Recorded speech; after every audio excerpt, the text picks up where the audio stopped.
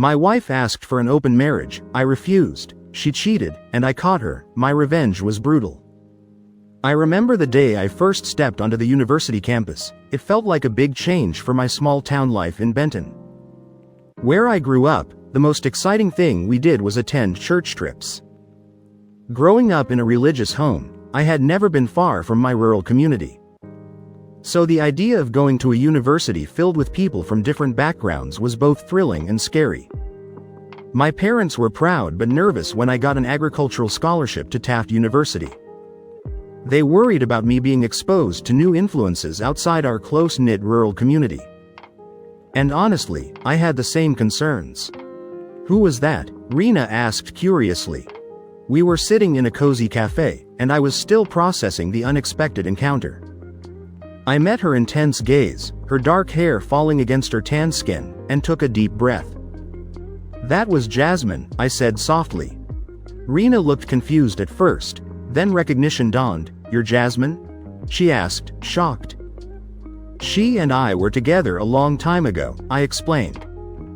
I haven't seen her in over 5 years. I didn't expect to run into her like that, I added.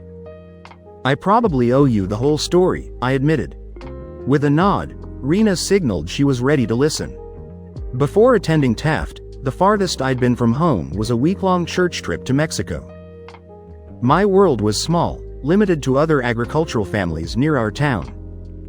My upbringing was deeply rooted in religious values.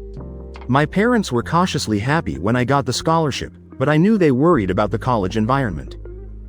At Taft, I shared a dorm with Charlie, a guy from Chicago. At first, I think he was disappointed to have a country boy as his roommate, but we eventually became friends. My dorm mates' stories of sexual escapades shocked me. I'd only held hands and kissed my high school girlfriend. Their stories made me question whether people really did such things. Another surprise was that boys and girls lived in the same dorm, just on different floors. One day, while visiting a girl from my English class, I saw 2 girls leaving the shower, wearing only towels. They caught me staring and playfully teased me by flashing their towels. It left me embarrassed and flustered.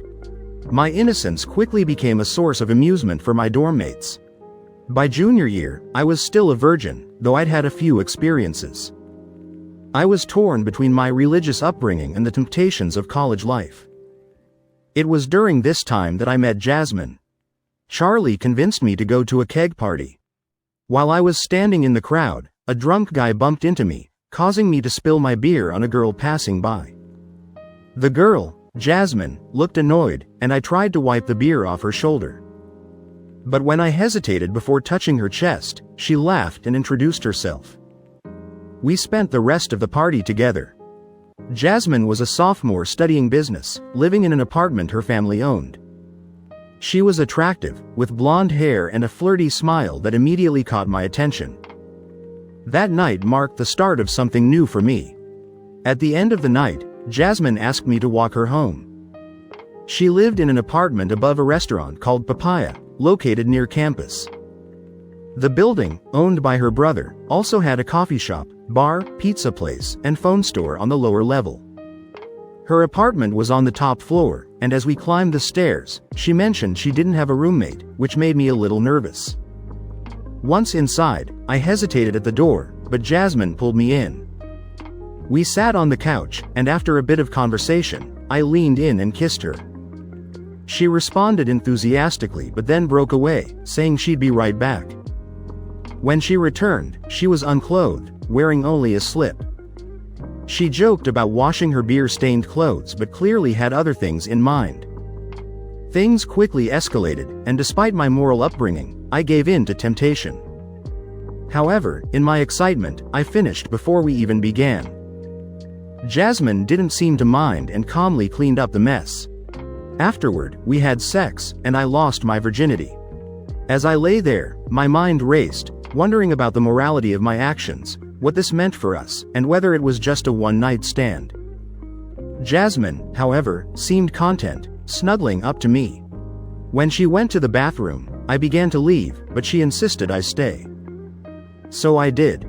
We started seeing each other regularly. I spent most of my time at her place since I shared an apartment with 3 other guys. The more time we spent together, the more I grew to care for her. Sex became a central part of our relationship. We also went out to restaurants, studied together, and did normal couple activities. One evening, I explained to my roommates that I was seeing Jasmine. When Charlie found out who she was, he cautioned me. He warned that feelings and sex could get mixed up, especially with a first serious girlfriend. But I didn't think much of it at the time. Eventually, I met Jasmine's brother, Claude, at Papaya. He was a big, intimidating guy, quite different from Jasmine physically. He was friendly but had a rough edge, and his associate, Armin, didn't seem trustworthy. Later, Jasmine told me her brother had some legal issues and was very protective of her. Despite that, I appreciated that he looked out for her. As our relationship deepened, I realized Jasmine and I came from very different worlds. I had strong morals shaped by my disciplined upbringing, while she had a more chaotic background with no steady father figure. Despite these differences, we got along well. Although sometimes her anger would flare up in unsettling ways, such as road rage or arguments. These moments bothered me, but they passed quickly. By summer, I interned with the university's agricultural department, while Jasmine stayed at her apartment and worked at Papaya. I often visited her at the bar, observing the rough crowd that frequented the place. Though Claude was always friendly to me, something about him and his associate, Armin, made me uncomfortable. I couldn't shake the feeling that I wasn't seeing the full picture with Jasmine's family. What bothered me was how some of the customers acted around Jasmine, putting an arm around her, patting her, or hugging too closely. It felt too familiar for someone in a relationship. When I brought it up, she shrugged it off, saying, "That's just how it is working in a bar." Her casual attitude about something I considered sacred, her physical space, was concerning. And I knew we'd have to talk about it eventually. Another issue was missing the study abroad deadline. I had been so wrapped up in my relationship with Jasmine that I lost focus on applying. I tried to rationalize it as a necessary sacrifice for a relationship, but I regretted not pursuing the opportunity. As my senior year began, Jasmine and I were still comfortable together. But I noticed she wasn't taking her studies seriously. Meanwhile, my senior year was packed with classes and research. Jasmine had met my family on a summer trip. And the contrast between her flashy style and my family's simple, practical lifestyle was stark. My family welcomed her, and though our backgrounds were different, I think Jasmine appreciated some of the simplicity of farm life.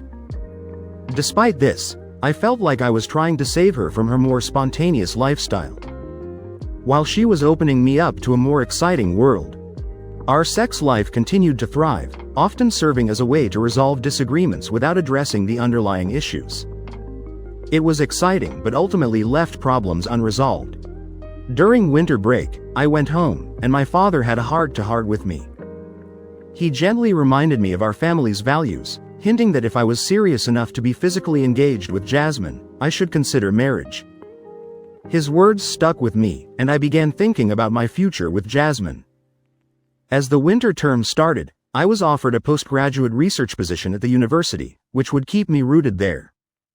I began to realize how much Jasmine meant to me, and I decided I wanted to marry her. Despite our differences, I believed we could overcome them together. A few weeks later, over dinner, I proposed to Jasmine. She seemed surprised but accepted, albeit with a casual, "Sure, why not?" Her reaction wasn't as emotional as I had expected, but I was happy she said yes.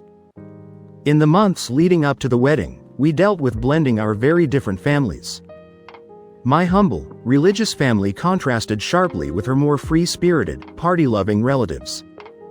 The wedding ceremony took place in a church, but the reception was held at Papaya, symbolizing the clash of our two worlds.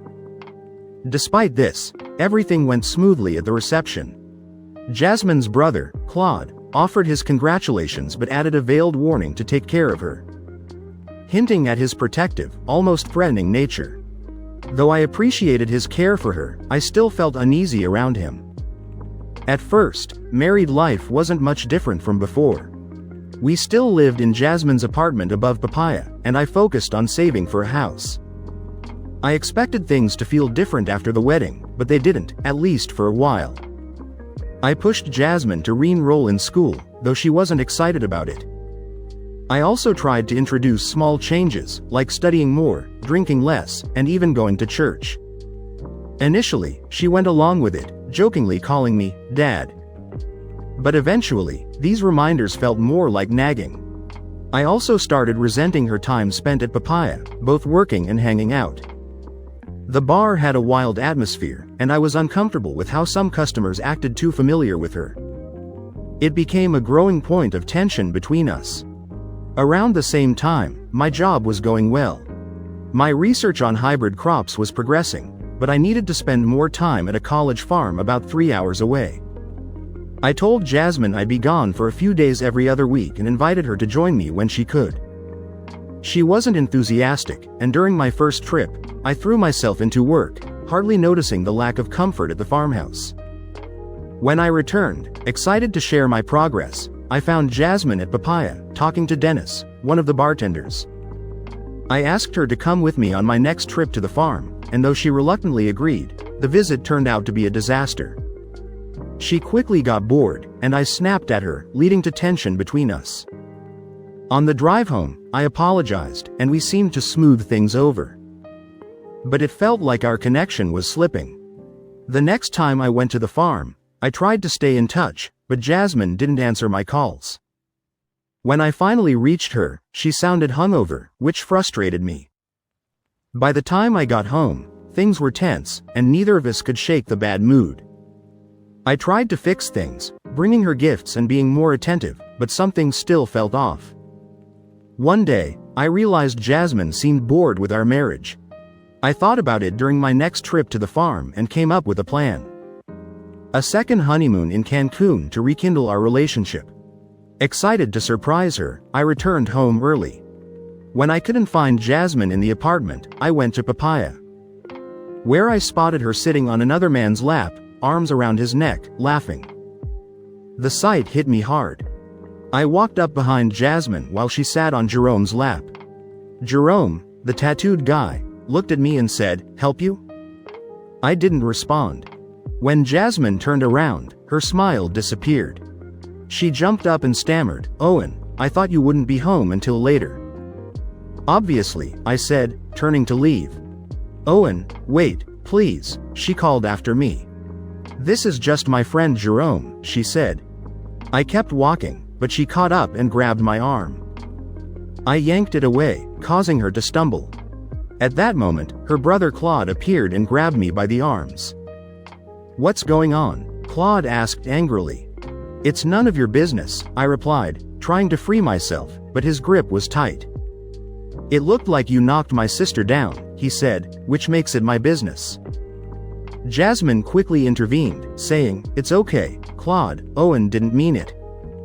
Claude released me, patted my back with a forced smile, and said, "Just making sure my sister was okay." Jasmine urged me to go upstairs. As we climbed the stairs, my mind raced with thoughts of her laughing on Jerome's lap and the threat I felt from Claude. Our conversation about the incident went nowhere. She insisted Jerome was just a friend, while I felt her behavior was inappropriate for a married woman. For weeks, things were tense between us. And for the first time, I questioned whether our marriage had been a mistake. Despite this, Jasmine seemed to be trying harder. She was more affectionate and showed more interest in my life. But I sensed it wasn't entirely genuine. Meanwhile, Jerome was always around, smoking in the alley near Papaya. His smirk every time I passed made me uncomfortable. And I began to dread my work trips to the farm, worried about what might be happening while I was away. One Friday, I came home and found the windows open in our apartment, even though it was cold outside. I brushed it off, but later, while putting my bag under the bed, I found a stub of a thin black cigar, just like the ones Jerome smoked. I realized he had likely been in our apartment while I was gone. That night at dinner, I casually asked Jasmine why the windows had been open. She tensed up and stammered that she had been hot. Her nervous response made it clear she was hiding something. While I stayed calm, I knew I needed to take action. The next day, I contacted a private investigator named Paul Gamble. We met, and I explained the situation. He suggested placing wireless cameras in the apartment while I was away. After coordinating Jasmine's schedule, we planned to install the cameras when she wouldn't be home. That Thursday, Paul and I set up the cameras, one in the main room, one in the bathroom, and one in the bedroom. Paul assured me they would only activate when there was movement and that he'd start recording the next time I went to the farm. As I prepared to leave again, I tried to act normal around Jasmine. But the weight of my suspicions grew heavier. I couldn't stop thinking about Jerome and the likelihood that something was happening behind my back. I knew the cameras would reveal the truth, but the thought of what they might capture filled me with dread. The following Wednesday, I left for Blackstock, full of anxiety. Praying Paul's cameras wouldn't reveal anything and hoping my marriage could survive. I fantasized about a fresh start with Jasmine, maybe moving to a new house and raising a family. But the memory of the cigar butt kept bringing me back to reality. My calls with Jasmine were short, and I fought the urge to contact Paul for updates. On Friday, I finally reached out but only got his voicemail. Later, I received a text, "Out of town until Sunday, let's meet Monday." I felt both relieved and anxious, postponing any bad news for a few more days. That weekend was tense. I was distracted and distant, which Jasmine noticed. She asked if I was okay, and I brushed it off, claiming everything was fine. But I knew I couldn't keep up the act much longer. On Monday, I met Paul at the coffee shop. His expression gave nothing away, but he pushed a folder across the table toward me. "Owen, it's not good," he said. "There are photos and videos, but this will tell you enough," he added. I opened the folder with trembling hands. The photos showed Jasmine and Jerome in close, compromising positions in our apartment, evidence of her infidelity. I was stunned, overcome with a mix of anger, sadness, and self-loathing. Paul, noticing my reaction, calmly advised, "Don't do anything rash, you need to think about your next steps carefully." He was right, violence wasn't the answer. I thanked him and asked for a lawyer recommendation. He handed me a note with John Scalia's name and number. I realized I couldn't stay with Jasmine. Even if I forgave her, I'd never trust her again. Divorce was the only option. I left the coffee shop, determined to move on. Later, I visited the university to explore a research exchange program abroad. I told my supervisor, Tim Kerwin, that I wanted to leave the area as soon as possible. He hesitated but offered me a spot at a rural research post in Indonesia, which I immediately accepted. After returning home, I contacted the lawyer, John Scalia, and scheduled a meeting. I provided him with the evidence of Jasmine's affair, and he explained how the divorce process would work. We discussed dividing our minimal assets, and I told him I wanted the divorce papers served the next day while I'd be away at the farm, avoiding confrontation with Jasmine. I spent the following day preparing for my new life. I met with Tim to finalize the overseas assignment and learned I'd first fly to Los Angeles, then Jakarta, and finally to a rural village near Bima. Tim gave me the details, including necessary vaccinations. And I prepared for the next chapter in my life, ready to leave the mess of my marriage behind. Suddenly, everything was in motion. I had one last night in the apartment with Jasmine, but I wanted to avoid confrontation. My plan was simple. Leave early in the morning like I was heading to the farm, get my vaccinations, swing by the apartment to grab my things, and head to Benton. My flight to Indonesia was Saturday, and I'd stay at an airport motel Friday night. By Saturday morning, my new life would begin.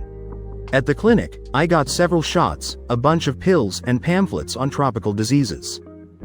I returned to the apartment, parked away from the building to avoid running into Claude or Jasmine, and quickly packed the rest of my things. My phone kept buzzing with calls and texts from Jasmine. It hit me that she had been served the divorce papers. I hadn't told the lawyer to delay serving her, and now I had to leave fast. As I headed down the alley toward my car, Claude appeared, blocking my path. He confronted me about Jasmine, accusing me of avoiding her calls. I tried to brush him off, but he shoved me and demanded I stay to talk it out. When I tried to slip past him, he knocked me down. And in his rage, started striking me. I managed to shout for help, and 2 passers-by intervened, causing Claude to leave. Shaken and bruised, I got help from the bystanders to reach my car. After driving out of the city, relief and fear hit me all at once. I had escaped, but I knew I couldn't stay around any longer. I needed to start over. A few days later, I was at the airport, ready for my flight to Indonesia. My lawyer had emailed me, confirming Jasmine had been served and there was no contact from her yet. As I boarded the plane, I felt a sense of closure. For the first time in months, I wasn't thinking about Jasmine. Arriving in Indonesia, I was welcomed by the Effendi family, who grew coffee and cacao. My living quarters were simple, and the work was hard, but I found satisfaction in the routine. One evening, I watched the Effendi brothers practice pencak silat, a martial art. Curious, I asked them to teach me. Though hesitant at first, they agreed, warning it would be painful.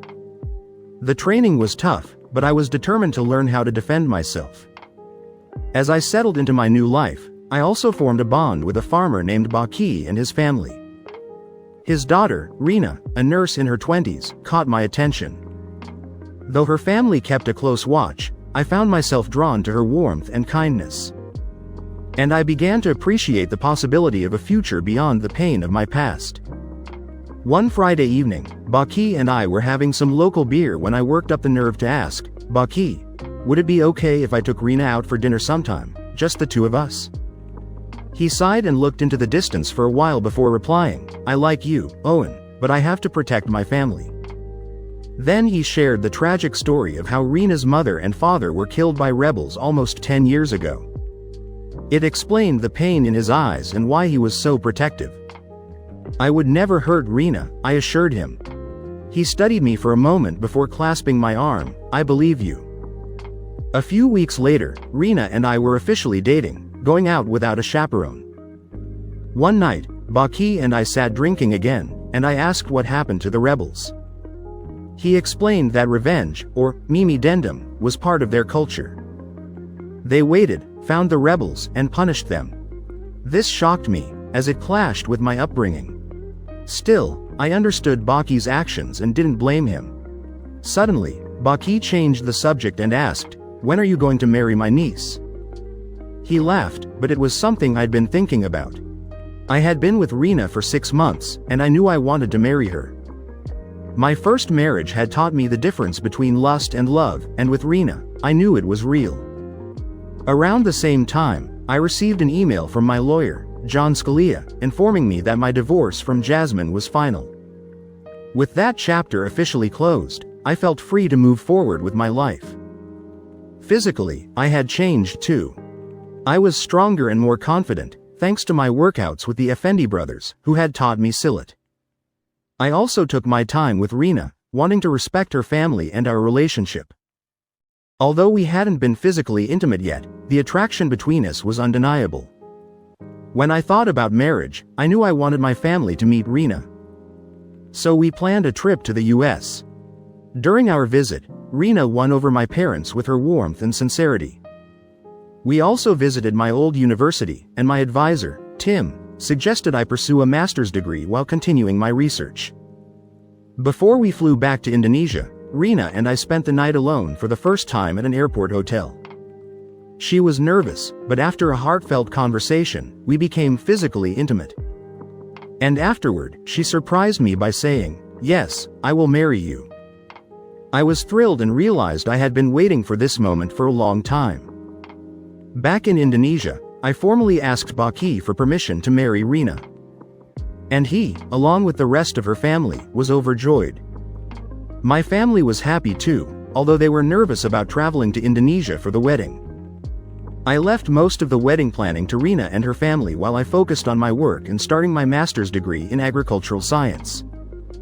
During the pre-wedding period, I spent more time with Rina's younger sister, Nefi. At 16, she resembled a younger Rina but was more sheltered due to the family's traumatic past. Despite her innocence, she was smart and kind-hearted, and I enjoyed her company. One day, Neffy nervously asked, "Are you and Rena moving to America?" I reassured her, saying, "No matter where we live, there will always be a place for you." Her worried expression softened, and she smiled, relieved by my answer. Neffy's innocence made me protective, knowing Rena and I would need to help guide her. When the wedding day came, my family, including my parents, traveled to Indonesia. The ceremony was simple but joyful, and I was glad my family had the chance to bond with Rena's. At one point, my dad pulled me aside and told me, "You picked the right one this time." His words meant a lot, given how my first marriage ended. After the wedding, life settled into a new routine. Rena and I lived in a small house on Baki's property. It was simple, but we were close to her family, and I continued my work and studies. We also spent time with Neffy, whose sweetness always brightened our days. As the months passed, I realized I'd been in Indonesia for nearly 4 years. One day, I received an email from Tim Kerwin at Taft University about a professorship opening. I had completed my master's, and Tim encouraged me to apply. I discussed it with Rena, who was excited but also hesitant about leaving her family. After talking with Baki, who encouraged her to embrace the opportunity, we decided to make the move to America. Soon after, I was offered the job and had 4 weeks to wrap up our life in Indonesia. Saying goodbye to Baki, Vile, and especially Neffy was difficult. The night before we left, Neffy reminded me of my promise that she would always have a place with us. And I reassured her that she would visit us in America. With the money I'd saved over my years in Indonesia, Rena and I were able to buy a house near Taft University. Rena also found work at the campus health clinic, though she needed a few more classes to become a registered nurse. We settled into life in the US quickly, but Rena missed her family deeply, especially in those early months. One Saturday evening, while we were out at a restaurant, I suddenly heard a familiar voice behind me. It was Jasmine, my ex-wife. She greeted me with fake friendliness, commenting on how I looked and turning her attention to Rena with rude, racist remarks. Rena, always gracious, introduced herself, but Jasmine ignored her and continued her taunts. The restaurant manager finally stepped in and escorted Jasmine out. Afterward, Rena sat in shock, trying to reconcile what she knew of me with my past. I explained that Jasmine and I had a messy history, and that's why I hadn't talked about her much. "I hope we never see her again," I said, and Rena nodded in understanding, though still shaken by the encounter. Jasmine's long-bottled anger over Owen leaving her years ago finally exploded. She didn't care what the lawyer said, he was still her husband. Seeing him with that Chinese chick in her town had humiliated her, and she was furious. Determined to get revenge, she went to Papaya to talk to Claude, hoping he could help. Claude was at his usual table with Armin and some regulars.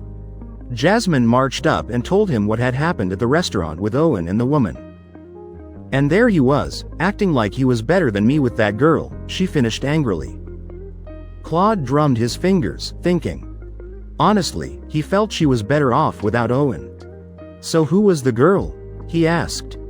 "I don't know, I only saw them for a minute," Jasmine nearly yelled. "Calm down, tell me what she looked like," Claude said. Jasmine described the woman as best as she could remember. "I think her name was Rita or something like that," she said. Claude called over Dennis, the bartender, and asked him to keep an eye out for Owen around campus. A few days later, Claude found out Owen was now a professor at the college and married to a woman named Rena, who worked as a nurse. Claude thought about it and smiled, remembering how he had knocked Owen before. Maybe it was time for another round. And if the wife was as attractive as he heard, maybe he could have some fun too. Later that week, I came home to find Rena upset. She had spoken with Neffy, who was heartbroken about being apart from her. Neffy, now 19 and finished with school, missed her sister terribly. Rena was concerned about Neffy's innocence and wondered if she'd be okay in the US. I reassured her, saying we'd take care of Neffy and look into getting her enrolled at Taft. We began planning for her arrival. One Wednesday, Rena rode her bike to work. And when I got home later, I found her sitting at the kitchen table, visibly shaken. She explained that a man in a black vehicle had blocked her path, asked her intrusive questions, and wouldn't let her pass. What scared her most was that he called her by name, even though she hadn't told him. I immediately realized it was Claude. Later, Claude bragged to Jasmine about scaring Rena. Jasmine, unimpressed, urged him to do more, to not going up again, but this time with her there to watch. Claude agreed, smiling, and began planning. That Saturday, Rena and I went to the park to play tennis. Partway through our game, I noticed Jasmine and Claude entering our court. They claimed they were just watching, but their presence made Rena nervous, especially when she recognized Claude as the man who had harassed her on her bike. Claude soon suggested playing doubles, and though I hesitated, I agreed to stand up to him. As we started playing, I noticed Claude standing too close to Rena, his arm around her under the pretense of giving a tennis lesson. Enraged, I told him to back off. But as I approached, Claude turned and threw a punch. My silat training helped me dodge the worst of it, but the blow still knocked me down. I sat on the ground, stunned, while Claude loomed over me with a smug, vicious smile. Claude's punch took me back to the beating in the alley years ago. I had promised myself that no one would ever hit me like that again, especially not in front of my wife. I scrambled to my feet quickly, surprising Claude. He didn't have time to continue the attack. "Ready to get your ass kicked again?" he taunted. Things had changed since our last fight.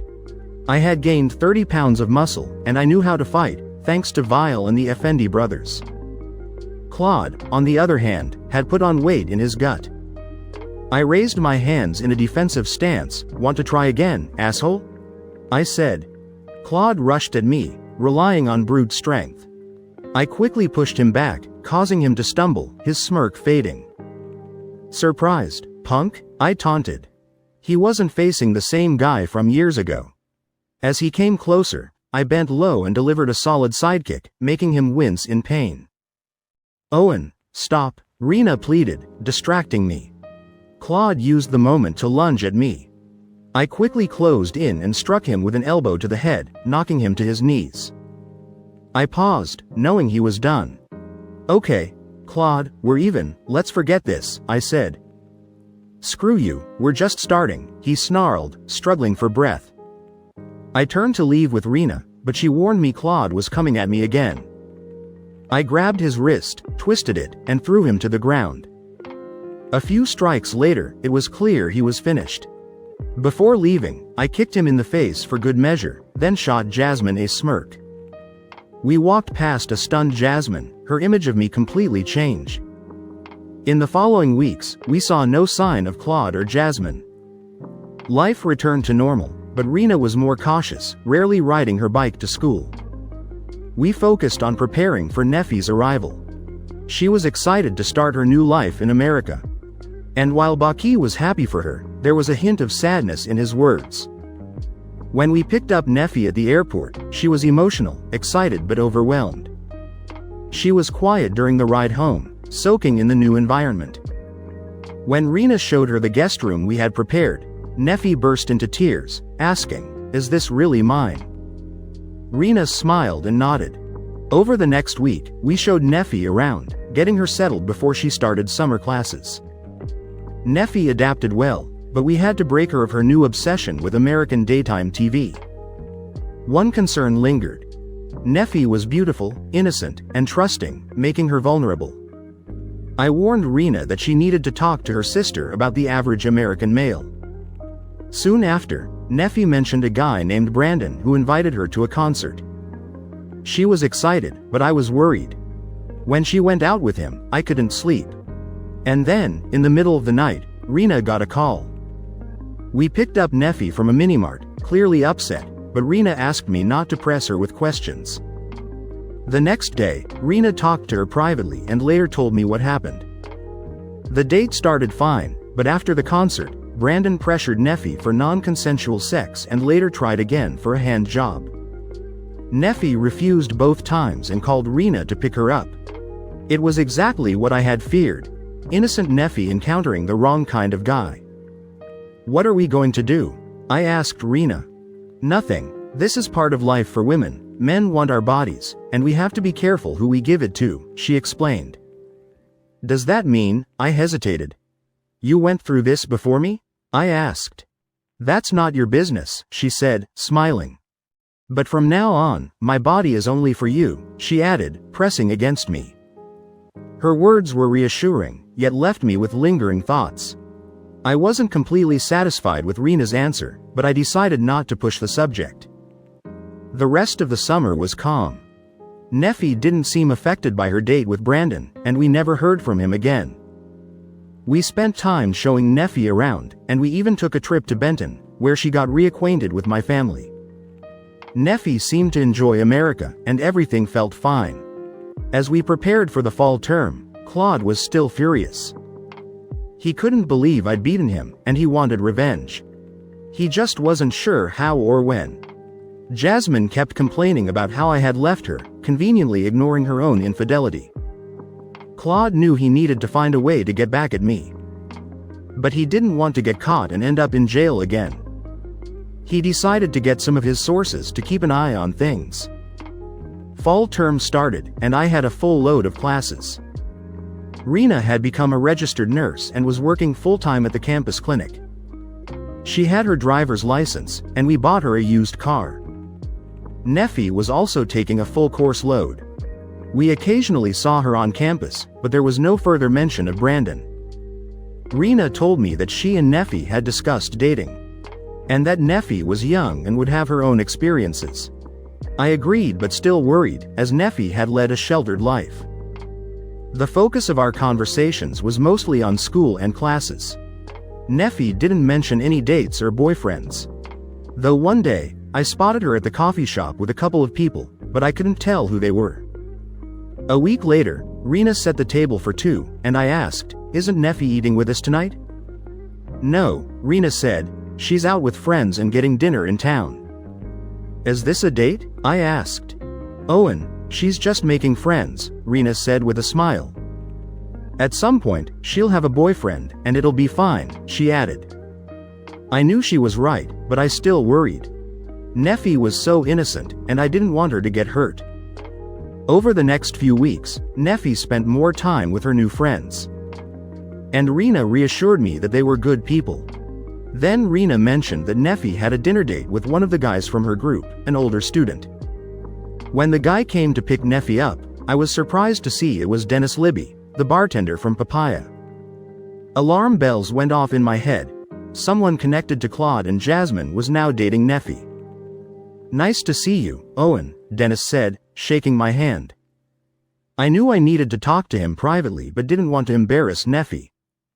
While she was finishing getting ready, I asked Dennis to see the garden. Once outside, I told him I was concerned about his connection to Claude and Jasmine. Dennis assured me that he had little contact with them anymore, mostly working in the coffee shop, not the bar.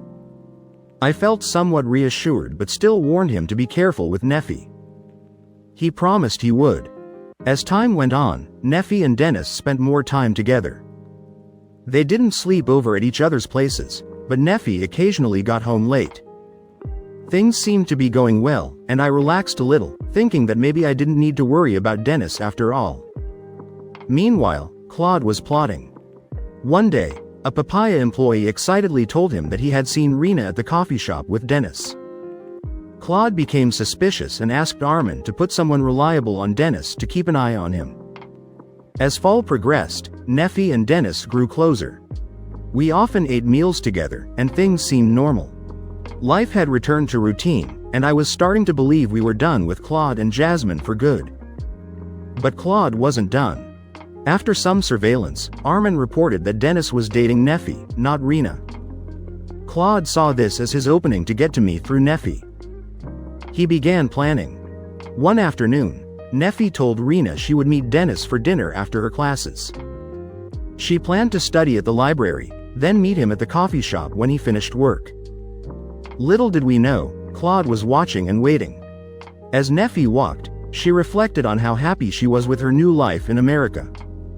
Attending college, having a great relationship with Dennis, living with her sister, and being surrounded by friendly people. "You got the stuff?" Claude asked Armin. "Armin, working behind the bar, nodded. He glanced at the small white bowl filled with crushed tablets, roofies.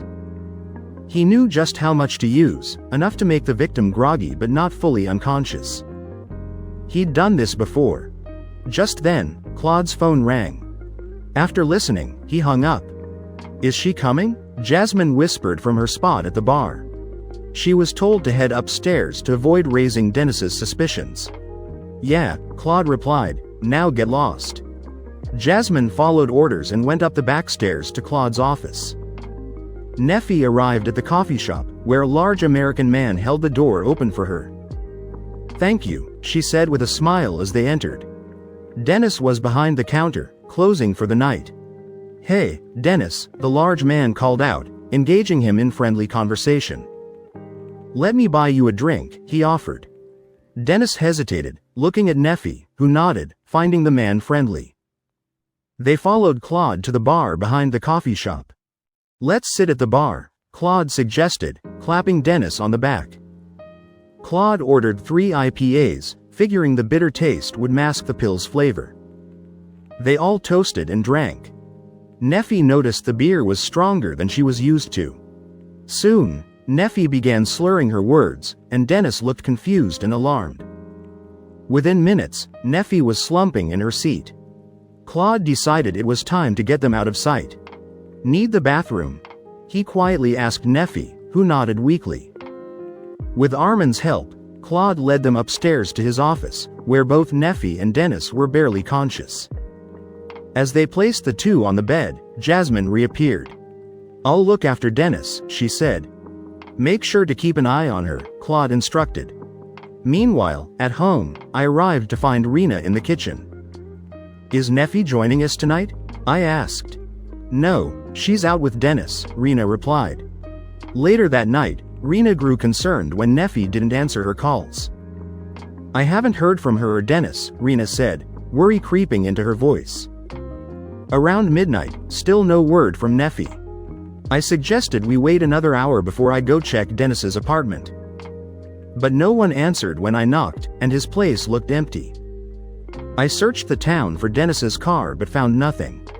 By 2 a.m., I was parked outside Dennis's apartment, waiting. By 5 a.m., I was heading home when I spotted a figure slumped on the curb near our house. As I got closer, I realized it was Neffy, undressed, dirty, and disheveled. She was breathing but clearly traumatized. "Neffy," I shook her gently. She screamed and flailed, terrified, before recognizing me.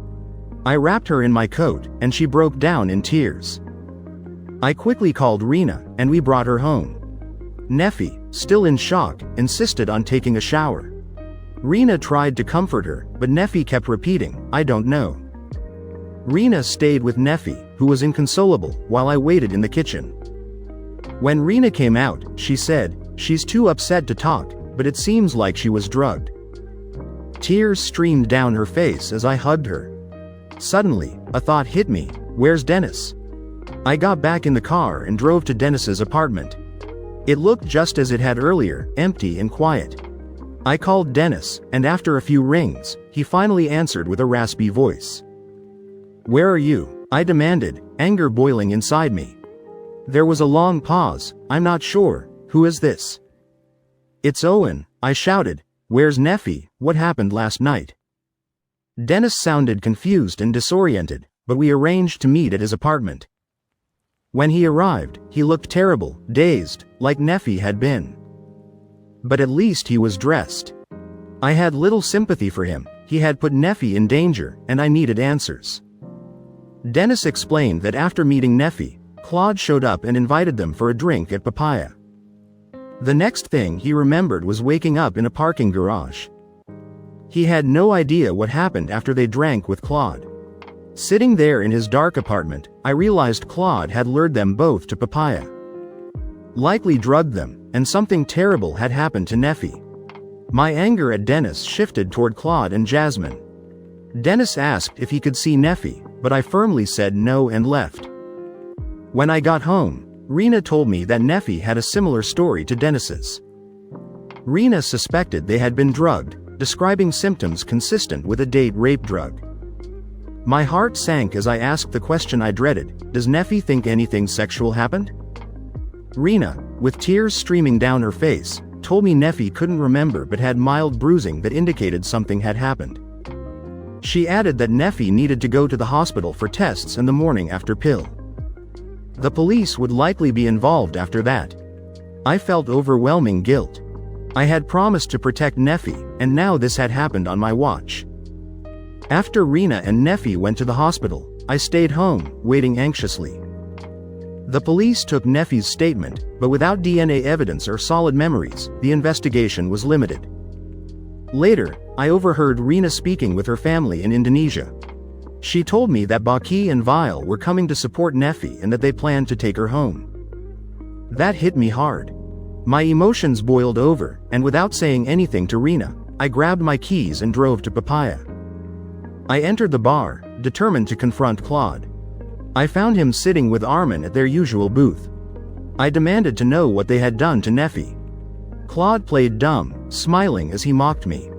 My anger intensified, and I grabbed a beer bottle, ready to attack. But Armin casually revealed a pistol hidden under a newspaper, freezing me in my tracks. Claude calmly told me it was time to leave. And as I walked away, he called out with a sneer, "Tell Neffy hello from us, she sure is fun." I left, filled with rage. When I got home, I found Neffy resting and Rena quiet, watching over her. Later, Rena told me that Baki and Vile would be arriving soon. And I worried about what they would think, if they'd see me as a failure for not protecting Neffy. Neffy was recovering slowly but surely. We'd kept Dennis away for now, though he kept calling. It was Baki and Vile's first time in America. So for a few days, we played the role of tourists, showing them around like it was just a normal visit. But on the third night, Baki asked me to take a walk. I knew this conversation was coming, and in a way, I welcomed it. "Owen," he began softly, "why aren't these men in jail?" I tried to explain the justice system, evidence, innocent until proven guilty. But even I struggled to make sense of it. Baki listened in silence, head down, hands clasped behind his back, taking it all in. "So the police can't help?" he asked. I shook my head. After a long pause, he said, "These men must pay." I nodded in agreement. We walked quietly until Baki finally spoke again. "Do you believe Dennis will help us?" "I do," I replied. "Good, have Dennis come tomorrow. I have a plan," he said confidently. "What's the plan?" I asked, feeling a mix of curiosity and unease. "You remember how we tricked the rebels, lured them back to Ponto, promising more young girls, but only men were waiting for them," he explained. "We handled the problem," he added, his voice steady. As we reached the house, he clasped my shoulder and said in his language, "Mimi Dendum." Revenge. The next day, Rena and Neffy left to shop, giving us time to plot. Baki laid out the plan. A trap for Claude and his crew. It seemed risky, but Baki was confident. Dennis's involvement was key, and he was eager to make things right after what had happened to Neffy. "Vile and I leave in 3 days, we'll wait for everything to unfold," Baki said. Dennis went to Papaya, playing the role Baki had coached him on.